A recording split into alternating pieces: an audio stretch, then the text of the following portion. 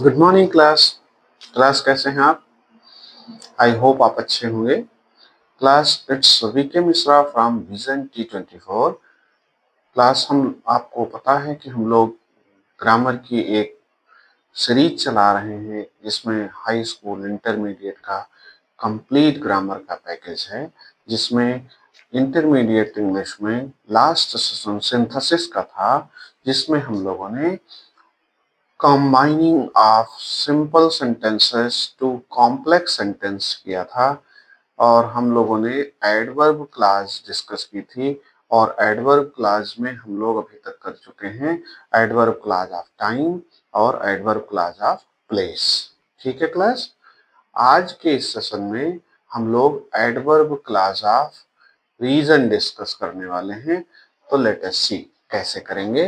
तो adverb class of reason, जब कभी हमको रीजन बताना हो, कारण बताना हो, तो हम एडवर्ब क्लास ऑफ रीजन का प्रयोग करते हैं। तो class adverb class of reason की बात करें तो एडवर्ब क्लास ऑफ रीजन में जो कंजंक्शन यूज में आता है वो कंजंक्शन हमारे हैं बिकॉज या एज। ठीक है, कौन से कंजंक्शन आते हैं क्लास? एज या बिकॉज। तो मान लीजिए दिए गए सेंटेंसेस में कोई एक सेंटेंस रीजन हो और दूसरा उसका रिजल्ट हो, तो हम वहां पर एडवर्ब क्लास ऑफ रीजन का यूज करेंगे। और जो हमारी सबऑर्डिनेटिंग कंजंक्शन यूज में आएगी दैट विल बी एज या बिकॉज। तो let us take some sentence to practice. So जैसे इसमें लिखा, he could not go to school, she had high fever। दूसरा सेट लिया, Mohan failed, he did not work hard। तो इस तरह के सेट मिलेंगे हमको। तो लेट अस सी करना कैसे है हमको। फर्स्ट सेंटेंस देखिए, he could not go to school, और इसका रीजन क्या है? She had high fever. तो हमको चाहे एज लगा लीजिए चाहे बिकॉज लगा लीजिए। तो मान लीजिए हमने यहाँ पर फर्स्ट सेंटेंस लिखा, he could not go to school as she had high fever. तो ये सेंटेंस हमारा कॉम्प्लेक्स बन गया। देखिए इसमें एक हमारी फाइनाइट वर्ब एक इधर है और दूसरी फाइनाइट वर्ब इधर है। तो दो फाइनाइट वर्ब है, दोनों एक मेन क्लास दूसरी सबऑर्डिनेट क्लास, और ये एज कंजंक्शन से ऐड हुए हैं। और कौन सी क्लास बन रही है? Adverb class of reason. दूसरा सेंटेंस देखिए, मोहन फेल्ड, ये आपकी मेन क्लास है, because he did not work hard। ठीक है क्लास, इस तरह से हम लोग दो सिंपल सेंटेंस को कंबाइन करके एक कॉम्प्लेक्स सेंटेंस बना रहे हैं, जिसमें कौन सी क्लास है? एडवर्ब क्लास है। अब देखिए adverb class of contrast. Contrast का मतलब होता है क्लास कि आपने वर्क किया, रिजल्ट आपके अकॉर्डिंग नहीं आया, अपोजिट रिजल्ट आ गया, उस केस में हम एडवर्ब क्लास ऑफ कंट्रास्ट का यूज करते हैं। जैसे इसमें जो कंजंक्शन यूज में आएगा दैट विल बी ऑल्दो या दो।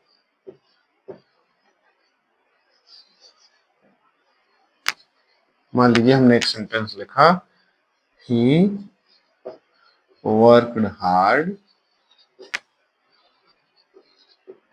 he failed. She ran fast.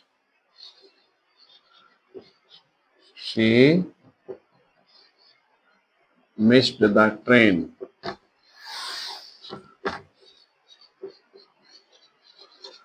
अब यहाँ ध्यान दीजिए, वो कठिन मेहनत भी किया और फेल भी हो गया। तो हम कह सकते हैं यद्यपि उसने कठिन मेहनत किया फिर भी फेल हो गया।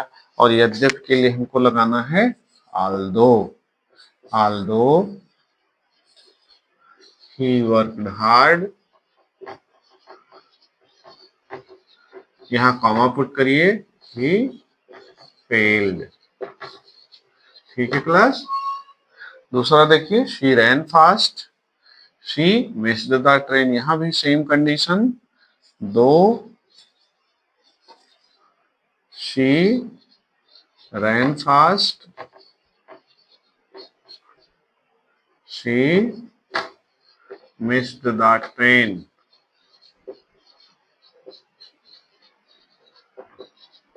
तो इस तरह से क्लास हम लोग एडवर्ब क्लॉज ऑफ कंट्रास्ट को कंप्लीट किए हैं। अब इस पे मोर प्रैक्टिस जितनी ज्यादा आप कर पाएंगे उतना ही ज्यादा बढ़िया होगा। तो प्रैक्टिस सेशन में हम लोग डिफरेंट वैरायटी के सेंटेंस लेने वाले हैं।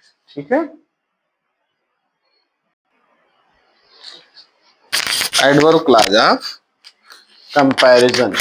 और क्लास आपको पता है कंपैरिजन जब हम लोग करते हैं तो there are 3 degrees, positive, comparative और superlative.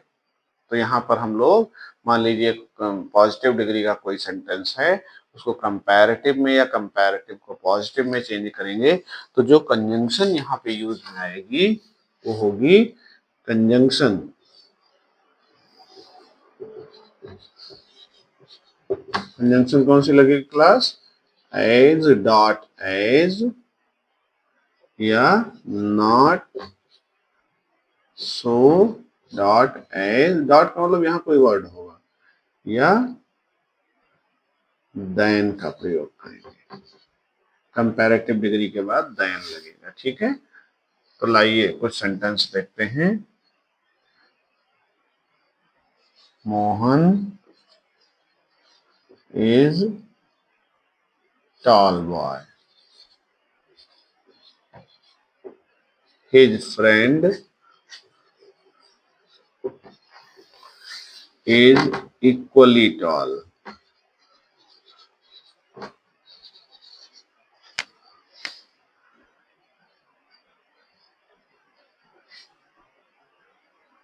Dehradun is old city. Delhi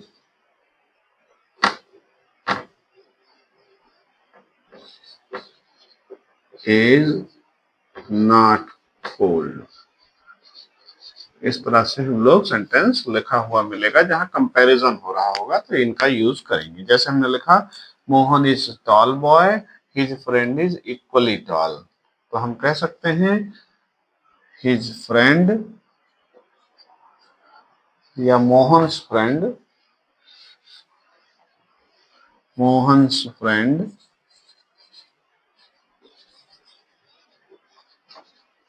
is as tall as Mohan.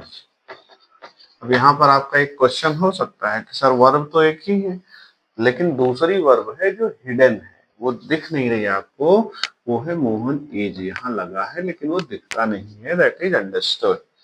Second के केस में Dehradun is cold city, Delhi is not cold.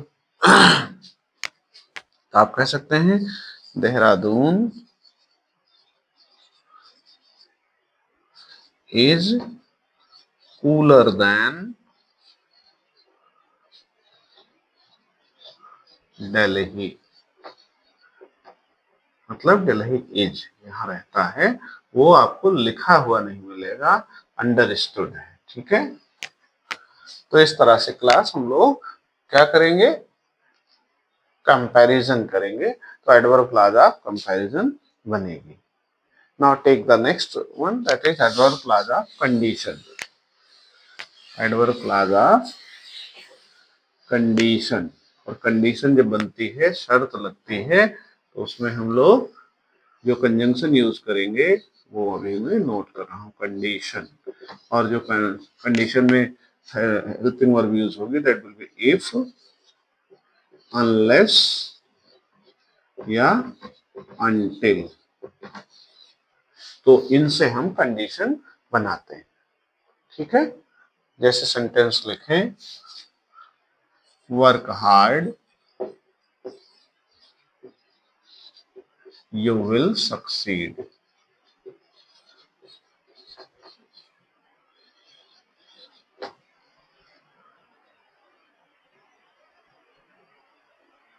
Work hard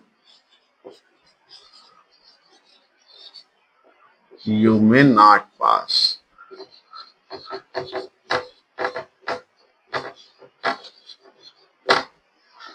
Wait here,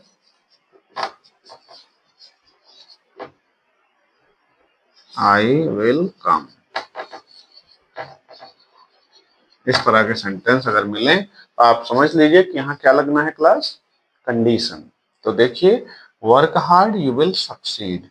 तो देखिए, जब कंडीशन में इफ वर्ड लगता है तो जिस क्लास में लगेगा वो प्रेजेंट इंडेफिनिट होगी और दूसरी क्लास फ्यूचर इंडेफिनिट होगी। तो यहाँ कह सकते हैं इफ यू वर्क हार्ड। यहाँ देखिए, ये इंपरेटिव सेंटेंस है, मतलब यू हिडन रहता है, तो वो लिख लीजिए, if you work hard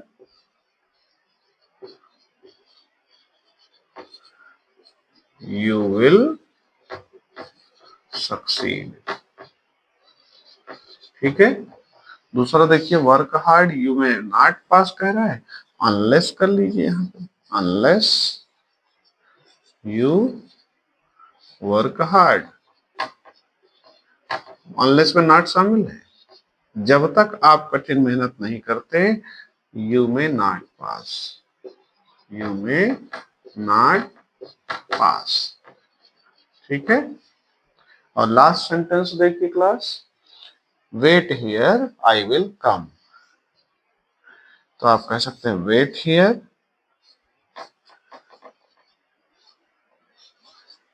until I come, until I come। तो ये class adverb clause of condition हो गई। नाउ अब हम लोग लेते हैं एडवर्ब क्लॉज ऑफ रिजल्ट। ठीक है। तो रिजल्ट जब हम यहाँ पर यूज करेंगे तो पता है क्लास कौन सी कंजंक्शन लगेगी, दैट विल बी सो या दैट या देयरफॉर। ठीक है। ऑल्दो देयरफॉर नहीं लगेगी, देयरफॉर तो कहाँ लगती है, कंपाउंड में।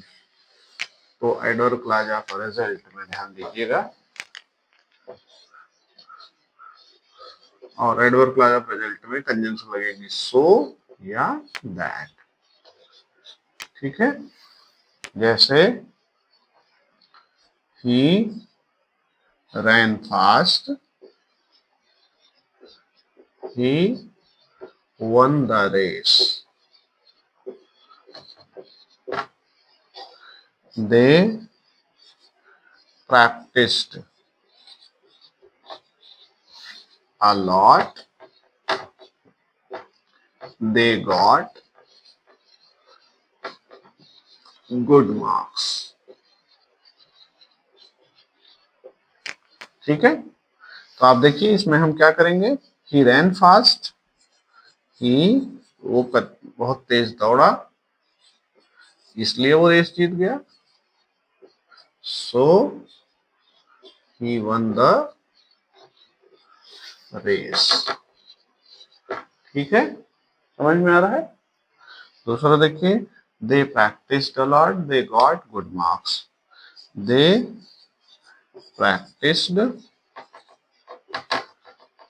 a lot, so they got good marks।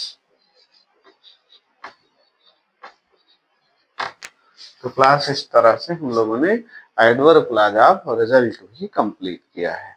अब हम लोग दो और बचे हैं इसमें, एडवर्ब क्लॉज ऑफ मैनर और एडवर्ब क्लॉज ऑफ पर्पस, इनको डिस्कस करने वाले हैं। क्लास देखिए, एडवर्ब क्लॉज ऑफ मैनर में जो कंजंक्शन यूज में आएगा एज या सो फार एज, ठीक है। इससे रिलेटेड जो सेंटेंस है मैं लिख रहा हूं, आप इसको देख सकते हैं। Do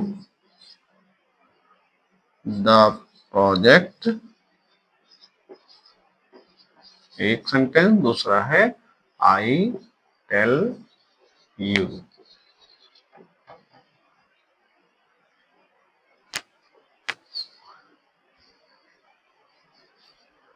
right the pome,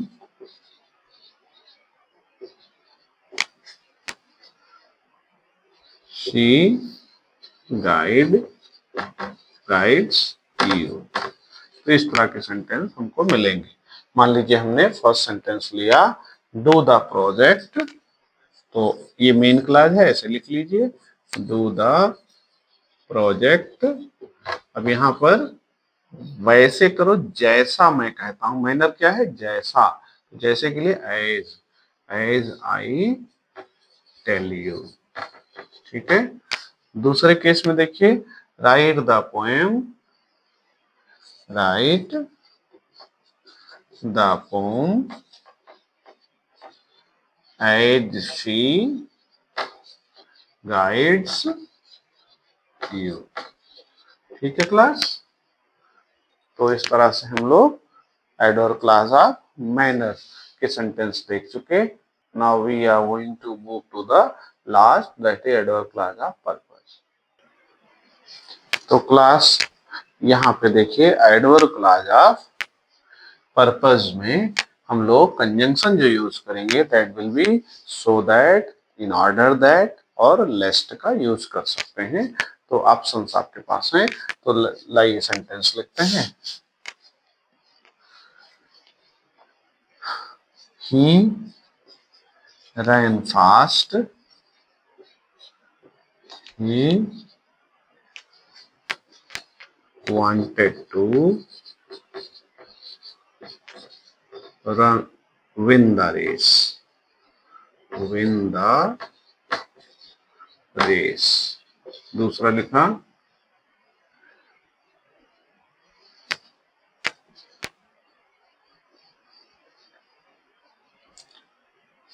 they afraid,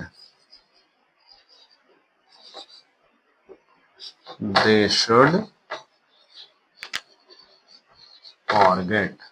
ये एक डिफरेंट टाइप का सेंटेंस होगा, अभी आप देखेंगे इसमें। यहाँ देखिए क्लास, लेस्ट का जो मतलब है वो है कहीं ऐसा ना हो कि, इसकी मीनिंग है इस कंजंक्शन की, और ये जहां लगता है वहां पर शुड का प्रयोग होता है। आप समझ गए होंगे कहाँ लगेगा। आइए पहले में सेंटेंस देखिए, he ran fast, he wanted to win the race, to win the race, he ran fast so that he win the race कर लेंगे। इसका मतलब क्या हुआ, वो तेज दौड़ा ताकि वो रेस जीत सके। सो दैट का मतलब ताकि है, ठीक है। दूसरा देखिए, दे afraid, they afraid that, sorry that नहीं लगेगा क्लास, यहाँ लगेगा लेस्ट। दे afraid lest they should forget। इसका मतलब हुआ कि वो डरते थे कहीं ऐसा ना हो कि वो एक दूसरे को भूल जाए। तो लेस्ट का प्रयोग उस केस में होता है जहां पर कहीं ऐसा ना हो का सेंस आता है क्लास। ठीक है, तो क्लास आज के इस सेशन में हम लोगों ने कॉम्प्लेक्स सेंटेंस कंप्लीट किया और नेक्स्ट सेशन में we are going to practice complex sentences. बहुत ही इंटरेस्टिंग होने वाला है।